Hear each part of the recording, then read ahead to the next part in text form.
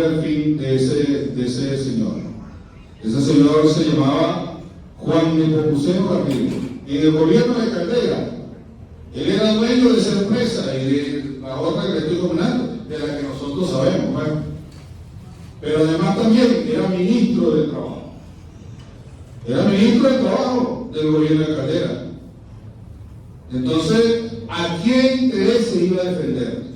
A eso es lo que nos referimos cuando el gobierno de la República de Venezuela, que representaba su marco legal, que era la Constitución de 1961, ese gobierno no era más que la Junta Administradora de los Derechos de la Oligarquía venezolana. Y es la gran diferencia con el gobierno que nosotros tenemos. Un gobierno que emana del pueblo, un gobierno que se debe al pueblo, y es de ahí donde nosotros somos servidores del pueblo. Por eso es la ética del servicio público. Por eso es la moral del servidor público. Y es a lo que nosotros nos debemos. ¿Sí? Bien, esto es un extracto de la exposición de motivos de la Constitución de la República Bolivariana de Venezuela. ¿Cómo concibe este proceso la gestión pública? Lo concibe como una comunicación fluida entre gobernantes y pueblo. Una comunicación fluida entre gobernantes y pueblo. No es el poder, detentar el poder para la dominación del pueblo. No tiene nada que ver con eso. Porque además de eso, los que estamos acá somos pueblo. Somos parte de esa sociedad que hoy tiene el derecho y tiene el deber de participar en la construcción de una sociedad más justa, más igualitaria. Y los que estamos en funciones de servicio público nos debemos a esa comunicación fluida entre gobernantes y pueblo. Es muy importante, yo le decía a los compañeros en estos días, los ejemplos que está dando nuestro ministro, capitán Leonardo Cabello, por ejemplo, cerca ahí en Plaza Venezuela, una madrugada que llegó a las 3 de la mañana, abordó unos compañeros motorizados que estaban ahí, los atendió, habló con ellos, les preguntó, bueno, ¿y esa moto? ¿Cómo es que trabajas tú con la moto? ¿Cómo echan el cuento? No sé si vieron esos videos. Es importante no solo difundirnos, sino analizarlo. Porque lo que ahí hizo nuestro capitán de la Cabello fue una clase magistral de política en la práctica. Con la práctica. Es decir, le preguntó a la gente, ok, ¿tú cuánto trabajas? No, yo alquilo la moto.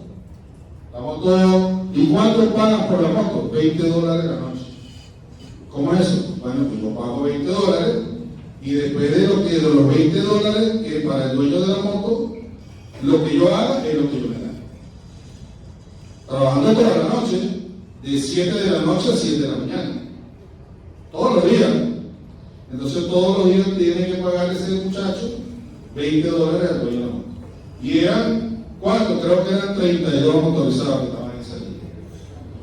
Bueno, el presidente, el capitán Diosdado se comunicó con el Banco Digital de los Trabajadores, se puso de fiador él y avanzó hacia el otorgamiento de financiamiento y la organización de ello para la profundización del derecho a la vida. Ahora, saca el análisis. ¿Cuánto tiempo tienen esos motorizados ahí? Varios años. Y el resto de las instituciones que se encargan de eso, ¿dónde estaban? ¿Qué estaban haciendo? Tienen que ir el ministro a las 3 de la mañana a darse cuenta de esa realidad. ¿Ven? Entonces, en la práctica, con la práctica, mi capitán Diosdado está dando un mensaje del servicio público. También lo dio otro día nuestro presidente Nicolás Maduro, que en la redoma de La Vega se paró de manera está en su carro. Se paró, bajó el vidrio, estaban los que limpian los vidrios ahí y se puso a hablar con él, a conversar. Y después llamó a la gente, a la juventud del partido. Hey, ¿y ustedes no ven esos muchachos que andan por ahí, sentados en la esquina, después del liceo, tantas cosas que hay que hacer? Entonces, hay mucho por hacer. Pero lo importante es que nosotros podamos tener una comunicación fluida entre gobernantes y pueblo. Es nuestra misión como servidores públicos, para que nosotros podamos devolverle a la sociedad, a esa sociedad de la cual emerge el poder constituyente, el poder ordinario, que es del pueblo, nosotros podamos a ellos devolverle su legítimo protagonismo. Si no lo hacemos de esa forma, se lo estamos entregando en bandeja de plata a la oposición, para que ellos con sus mentiras, con sus engaños, con sus promesas vacías de mejor vida fuera de este país, entonces quiera seguir avanzando en la destrucción de la revolución bolivariana. Y en ese contexto estamos actualmente.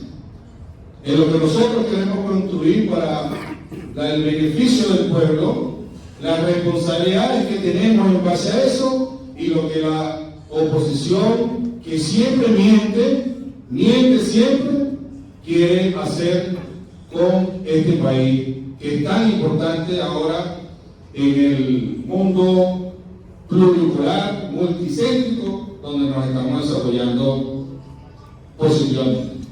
Sigue ahí. Afirmamos pues los principios fundamentales de este artículo 1 y 2 de la Constitución de la República Bolivariana de Venezuela. Los valores bolivarianos expresados aquí, fundamentalmente allí. Principios fundamentales: su patrimonio moral, patrimonio de la libertad, por la vida, la ética de la vida. En esa aula virtual vamos también a colocar algunos extractos de este pequeño libro, 20 tesis de política, de un filósofo argentino-mexicano, Enrique Rousseff, que por cierto murió el año pasado por estos días de noviembre. Él habla de la ética de la liberación. Y estuvo varias veces en Venezuela. Este libro creo que ganó un premio al pensamiento crítico libertador, porque el presidente Chávez lo escuchaba mucho. Nuestro presidente Nicolás Maduro también lee mucho a este filósofo, que habla del mandato obediencial, de mandar obedeciendo al pueblo, que es el centro del poder. Y por supuesto, Venezuela, su artículo 2, se constituye un Estado democrático, social, de derecho y de justicia. Es decir, nuestras legislaciones no pueden ir en contra de la vida, no pueden ser para subyugar al otro, deben ser para liberar, para proteger, para avanzar. Eso es la herencia de los ideales bolivarianos que establece nuestra Constitución bolivariana. Veamos cómo eran algunas cosas de la Cuarta República. Algunas cosas de la Cuarta República. Porque dice, bueno, hay gente que dice, no, antes era mejor, se vivía mejor con los adeptos. ¿Cuál era la realidad? Caracas, ese es el periódico del año 96. Hay un malestar real por el desempleo, la inflación, aumento y la corrupción. Allá, el país importó 9.726 millones de dólares. Una importación, productos importados, y pagó 56.6% de los ingresos petroleros en la deuda externa. Todo lo que ingresaba era para pagar la deuda a los acreedores de la República. La inflación, decía ya un titular, rebasará el 100% de este año. Esos eran datos del Banco Central de entonces. La inflación de este año en Venezuela es la más baja de los últimos 5 años. En un país bloqueado, en un país amenazado, pero ahí no había, en esos años no había bloqueo y la inflación rondaba los 100%. 7. Agenda de salud. El ministro de Salud entonces decía que la agenda de salud elimina gratuidad de los hospitales. De esos años, la Cuarta República. Limitar la autonomía universitaria. Y más allá, que está fuera de la pantalla, asesinato, intervención en las universidades. Allá creo que habla de esa, cuando las fuerzas de entonces le cayeron a tiro a unos autobuses que venían con estudiantes de la Universidad Central en Tazón, fue eso. Venezuela es la Cuarta República, por los periódicos de esos años. Y luego en 1989, el Caracazo, lo que se le conoció como el Caracazo, que fue, darle un clic más, que fue la chispa que incendió ese motor de la revolución bolivariana. La chispa, ¿no? Porque, bueno, venían ya formándose importantes equipos de compañeros luchando en contra de esa oprobiosa Cuarta República. Siguiente. Este es un video que tenemos ahí. Prepárate igual el sonido. 3 minutitos nada más. Adelante.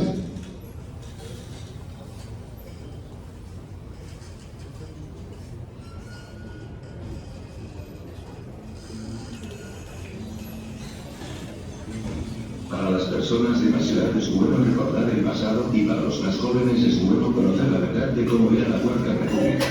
Quienes tanto hablan de corrupción y acusan al gobierno revolucionario de corrupción, eran los primeros corruptos. ¿Con qué moral la señora Marta Colomina critica tanto a este gobierno si tiene rabo de paja?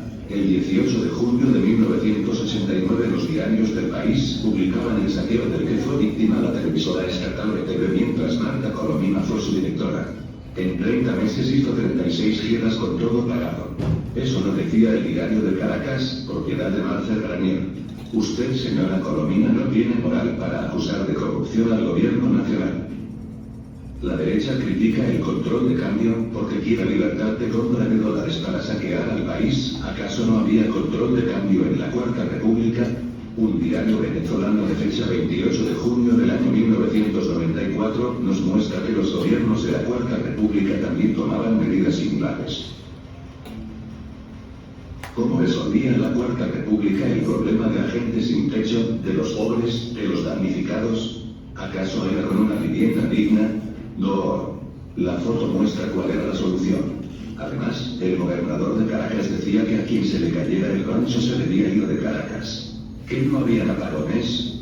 El mismo diario publica la noticia de un apagón en Caracas con más de 12 horas. Así que, no sean hipócritas, falsos y mentirosos, señores de la derecha.